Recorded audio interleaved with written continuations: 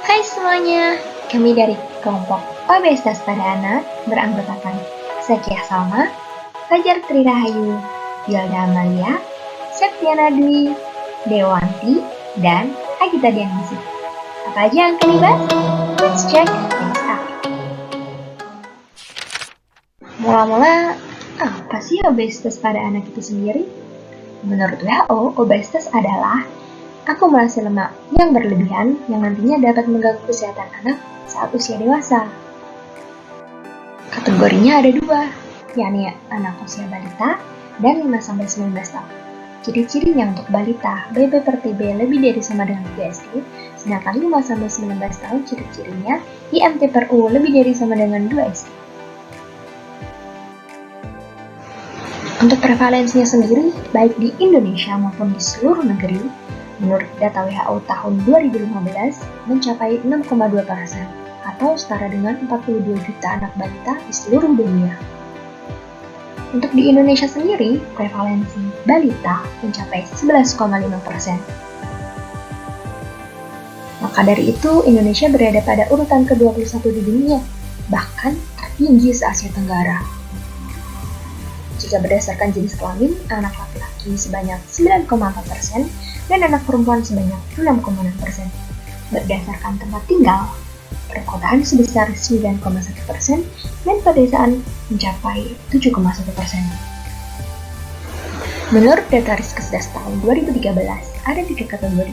Yang pertama, usia 5-12 tahun mencapai 18,8%, usia 13-15 tahun mencapai 10,8%, dan usia 16-18 tahun mencapai 7,3%.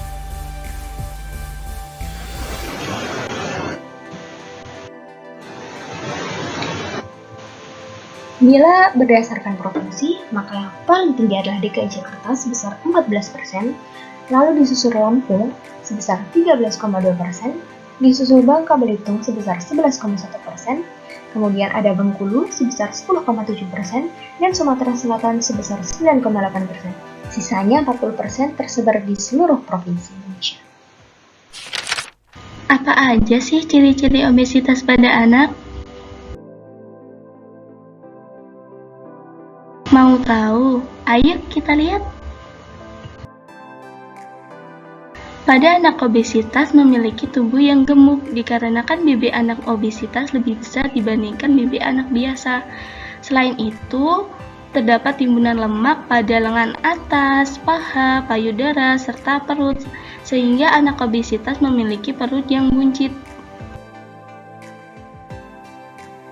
Wajah anak obesitas berbentuk bulat dengan hidung dan mulut yang kecil dikarenakan memiliki pipi tembem, serta memiliki dagu ganda. Selain itu, anak obesitas memiliki kebiasaan seperti sering makan, biasanya lebih dari 3 kali sehari, kemudian tidur mengorok, dan napas yang pendek. Dampak obesitas pada anak. Obesitas pada anak akan berisiko lanjut hingga dewasa, disertai dengan penyakit metabolik dan kronis. Adanya gangguan intoleransi glukosa, yang dapat berujung pada penyakit degeneratif seperti diabetes mellitus 2, kecepatan maturasi, gangguan ortopedi, dan gangguan tidur. Obesitas akan meningkatkan risiko penyakit kardiovaskular seperti jantung koroner, kolesterol tinggi, hipertensi, dan gangguan pernapasan. Obesitas juga akan mengganggu kognitif dengan penurunan kecerdasan dan kreativitas pada anak.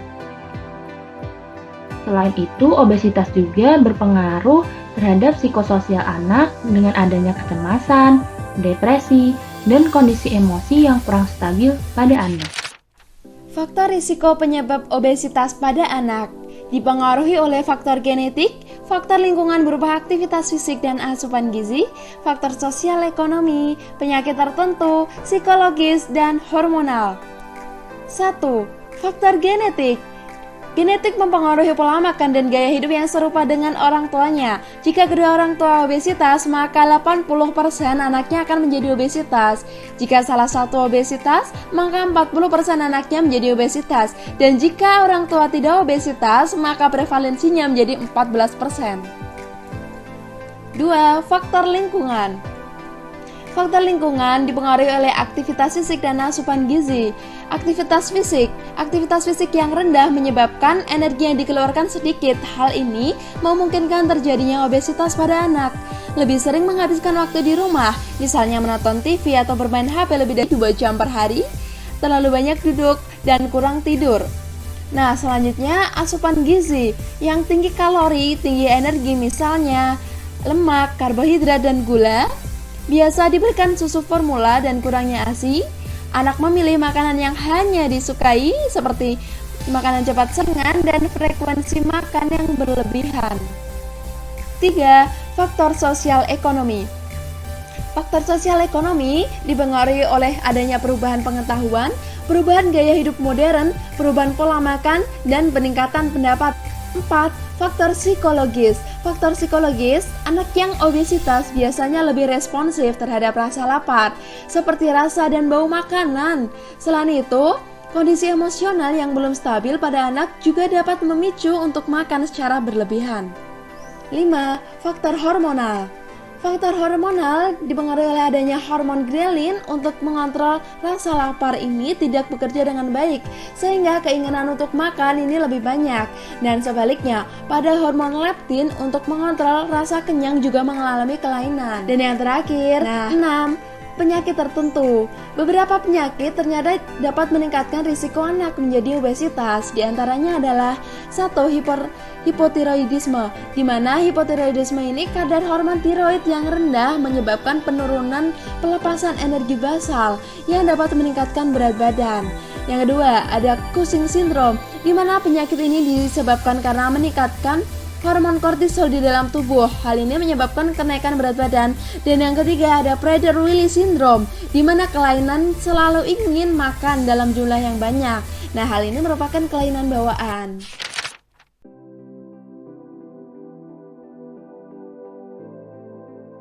Nah, selanjutnya adalah pencegahan.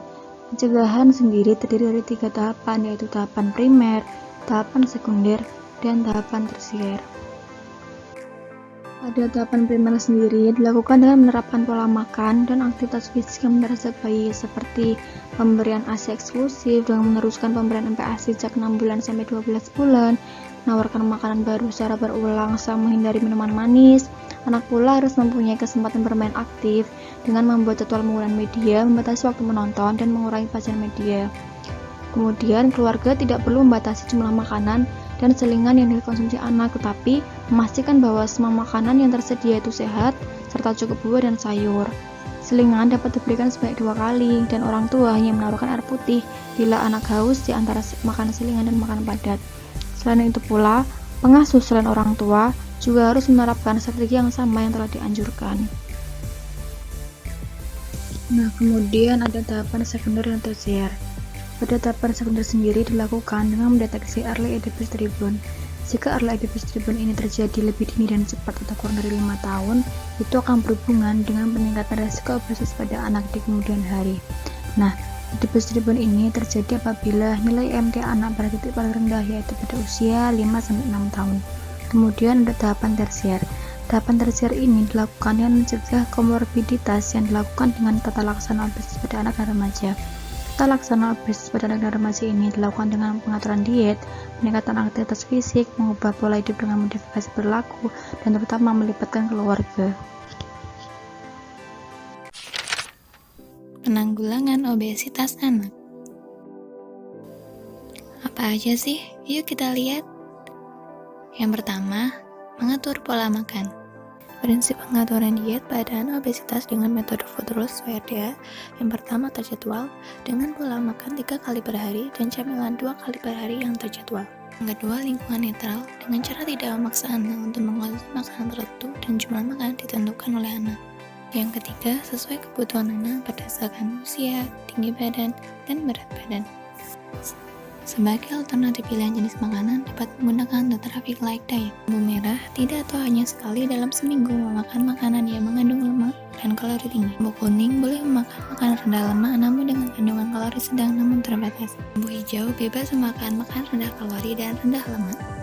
Beberapa hal yang perlu diperhatikan dalam pengaturan kalori dengan metode food rules yaitu kalori yang diberikan disesuaikan dengan kebutuhan normal.